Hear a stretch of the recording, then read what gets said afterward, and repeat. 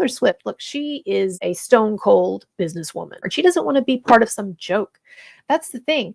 Blake Lively and Ryan Reynolds, they have now become, in addition to internet villains, they have also become huge jokes to a lot of people. You think that Taylor Swift in any way doesn't totally resent the fact that her micromanaged perfect brand's been dragged into really one of the most embarrassing and now notorious, and at this point, hot button, we don't know what the fuck's going to happen, celebrity sagas to come along in years. You think she's okay with that?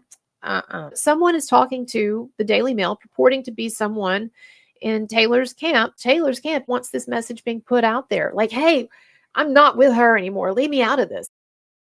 Candace was falsely accusing the Daily Mail of ripping some insight off from her, when in fact it turns out that there was a TikToker who originally came up with this theory or made this discovery. I do think that there's a kind of a weird possessiveness that's setting in here.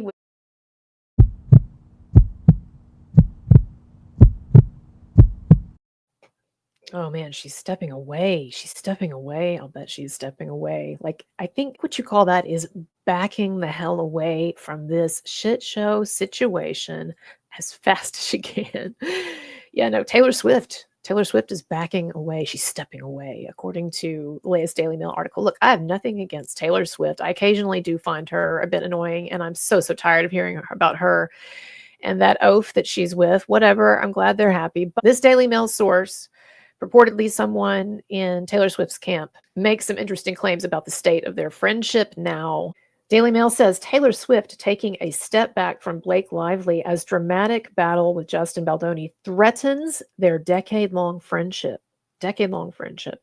Taylor Swift is taking a step back from her friendship with Blake Lively after feeling like she was used, as a quote, intimidation tactic by the actress in a lawsuit she never wanted to be embroiled in. Taylor Swift, look, she is a stone cold businesswoman beneath the poppy bubblegum type image. The singer, 35, we all think of her, of course, still as 21, but whatever.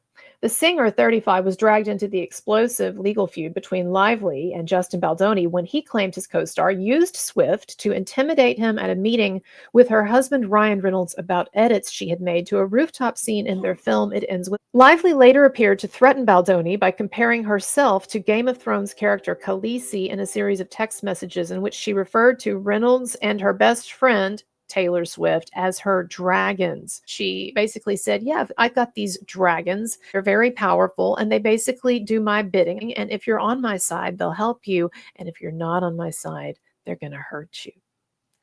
She read it yourself. Read the message yourself. It's not even much of a paraphrase. That's how crazy and tacky, ridiculous, megalomaniacal, almost psychotic, that apparently she views that text in which she was described as a dragon as, quote, uncool and unnecessary. And this was, according to this Daily Mail article, this was the final straw for Swift, who had never planned to be at the meeting, but arrived at Lively's New York penthouse to find it was still ongoing. Well, so she claims. All of the negative coverage that Taylor Swift has now gotten for weeks, honestly, because of her association with this thing. And no one at Taylor Swift's level likes being named in a big time, $400 million lawsuit? Now $650 million, actually, if you add both of them together. I mean, my gosh, it's terrible PR for her. And she doesn't want to be part of some joke. That's the thing. Blake Lively and Ryan Reynolds, they have now become, in addition to internet villains, they have also become huge jokes to a lot of people. And that's worse than being a villain, frankly. You know, at least if you're a villain, you're respected.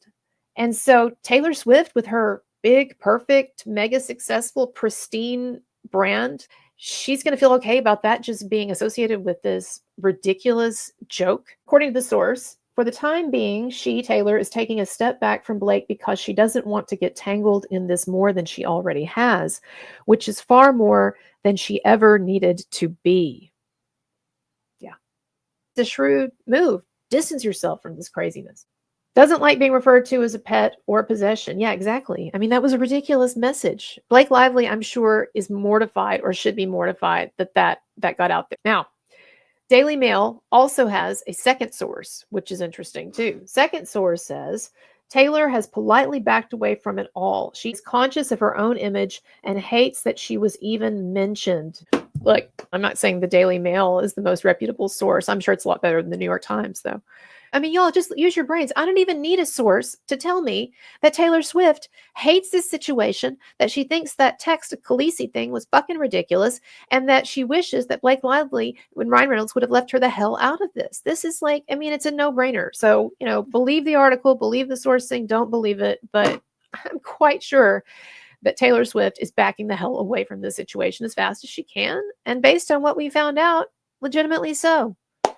Go be with that oaf that you're in love with and watch him win that ball game.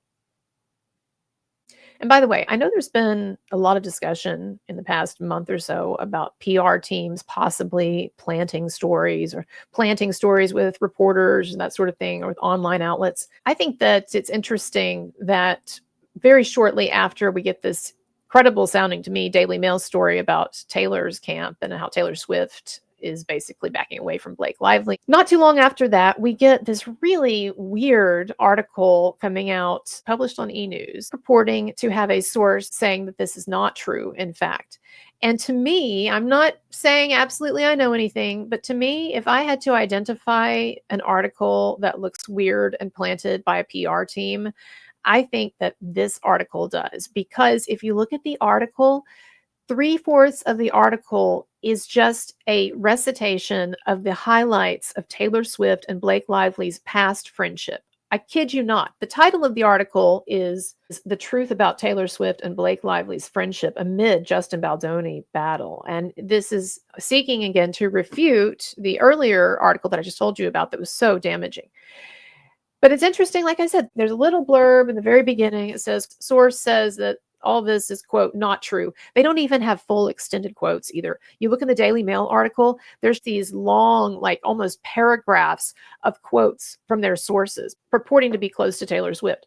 But what we have in here is we have like this really vague introductory paragraph or two and this one little segment, quote, not true, to supposedly debunk all of these things said in the Daily Mail article. And then from there on, y'all, the rest of the article, 3/4 of the article is just the highlights, if you read it, of Blake Lively and Taylor Swift's friendship.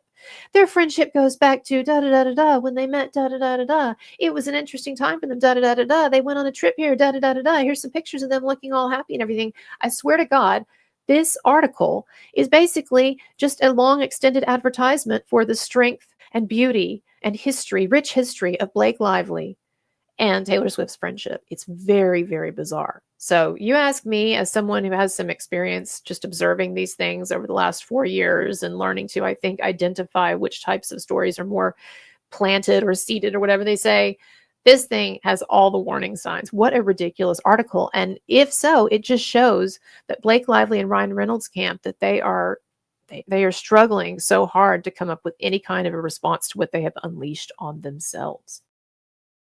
More controversy being kicked up, a little more related to Candace Owens online. I reshared something just now that Andy Signore, the guy who hosts Popcorn Planet, I reposted where he called out, and in a very, very nice way, but he called out Candace Owens for falsely accusing the Daily Mail. Candace was falsely accusing the Daily Mail of ripping some information or some insight off from her. When in fact, it turns out that there was a TikToker who originally came up with this theory or made this discovery. When you look in the actual Daily Mail article, you actually find that, good for them, they cited the author of the theory, some TikToker. And I posted it on my page, and Andy did too. There it is. And so it's like, it's not a negativity about bigger names getting into this than me. If you know my history covering the Marilyn Manson saga, you know that I am constantly begging for big people, bigger names, legit names, legitimacy that I don't have, to get in on these stories and to start covering them. I have been begging for Candace Owens to do an update on the Marilyn Manson situation since he was just officially cleared by the LADA. It's a huge breakthrough. And she originally had done a segment on her channel talking about his MeToo hoax saga and how she was going to look into it more. So, like, I would love for her to do an update. I've been begging her to, still would love for her to. She doesn't even have to mention it.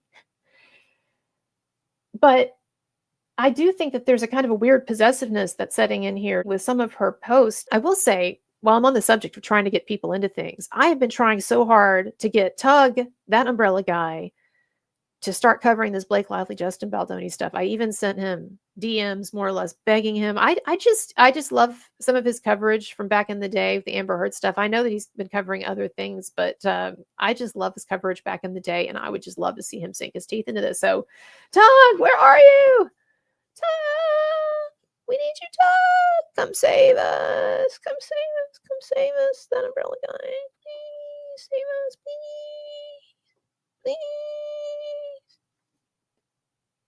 Better clip that motherfucker and play it. No, I'm joking. I'm joking. Anyway, so I know that I come off at times in my videos as someone who's very self-promotional, and I just want you to understand, though, that that is largely, I think, a branding thing and not an ego thing.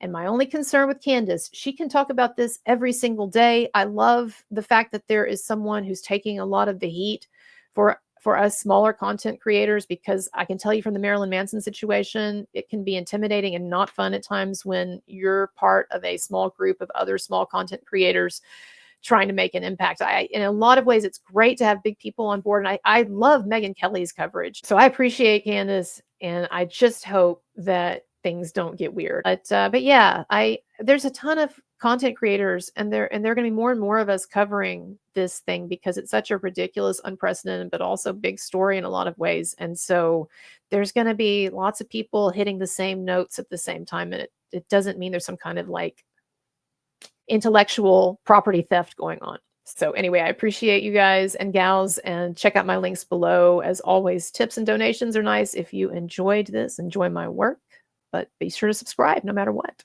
Bye, everybody.